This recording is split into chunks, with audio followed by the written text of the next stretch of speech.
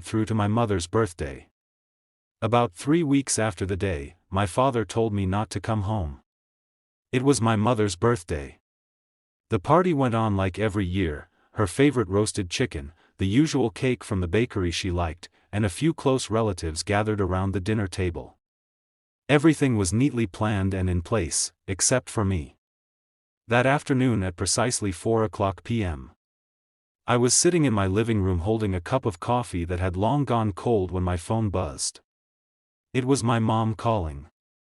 I looked at her name on the screen for a few seconds, then put the phone down.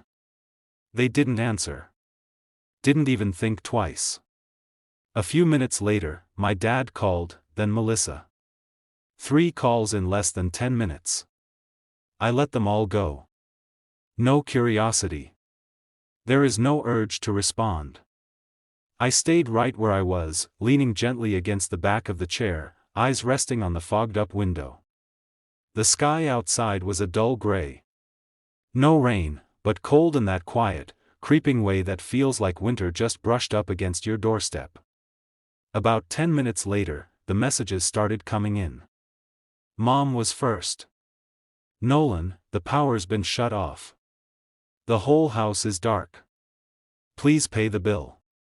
I picked up the phone and read her message in silence. No anger, no surprise, just a quiet hollowness spreading through my chest. The kind you feel when you've spent years caring for a family.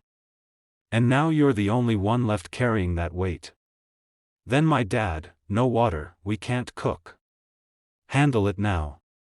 Then Melissa, internet's down. Guests are arriving. Please fix this. Urgent. I glanced at the clock. 5:12 p.m.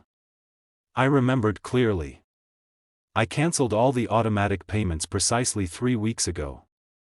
Right after the night, my father told me that if I insisted on coming home, I should never call him Dad again. And now, in the middle of the birthday party, they told me not to attend. Everything started shutting down.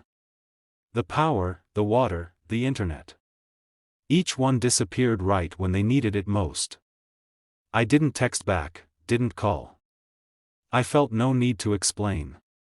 I just sat there slowly turning the cold coffee cup in my hands, eyes still gazing out the window as if looking past everything I could see.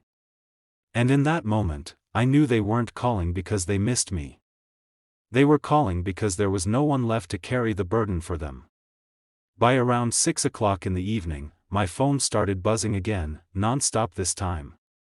But it wasn't my parents or Melissa anymore. It was the relatives, the ones who only show up on holidays but somehow feel entitled to pass judgment. The messages came in waves. Some called me disrespectful. One said outright, "You embarrassed your mother in front of the whole family." Another more subtle, but just as cutting, "Your sister was right. People like you shouldn't show up on a happy day." I read through each message, not bothering to reply.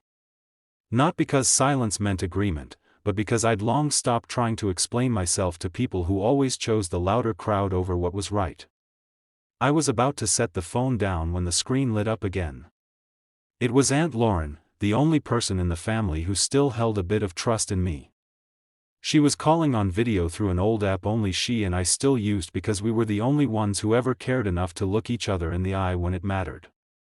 I hesitated for a moment, then answered on the second ring. The first thing that came into view was her face, slightly blurred by the yellow glow from the kitchen behind her, a place I used to know like the back of my hand.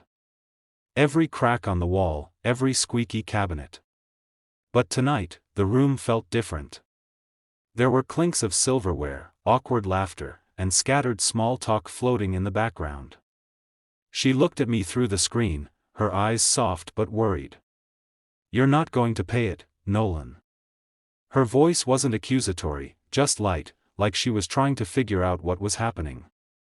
I looked into her eyes, and when I finally spoke, my voice was slow, like I was dragging up something I had buried for too long.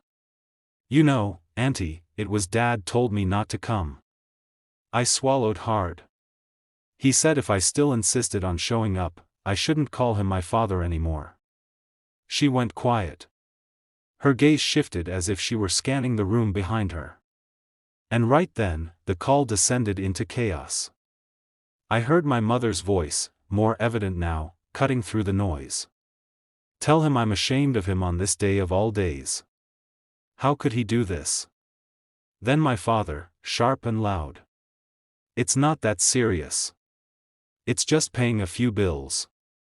What kind of man gets petty over money?" Another voice. I think it was my uncle. Poor Melissa having to deal with a brother like that. Footsteps approached the camera. Melissa appeared behind Aunt Lauren, arms crossed, lips curled in irritation. He even picked up the call. "Mom's been crying all day. Does he even care? Seriously, no shame at all." I didn't say a word. I just watched and held on to my silence as if it were the only form of self-protection I had left. Just as I was about to end the call, another face appeared from the left side of the screen. A young man with neatly combed hair and a dark suit. He looked at me, a flicker of confusion in his eyes, then offered a hesitant smile. "Hey, boss," he said, voice slightly rough, like he wasn't sure if those words belonged in this moment. I froze. My eyes stayed locked on the screen and I gripped the phone a little tighter without even realizing it. I hadn't expected this. Not here. Not on the very night they all agreed I was too much of a shame to be invited. I stared at him for a few seconds longer and then it all clicked. His face, the way he spoke.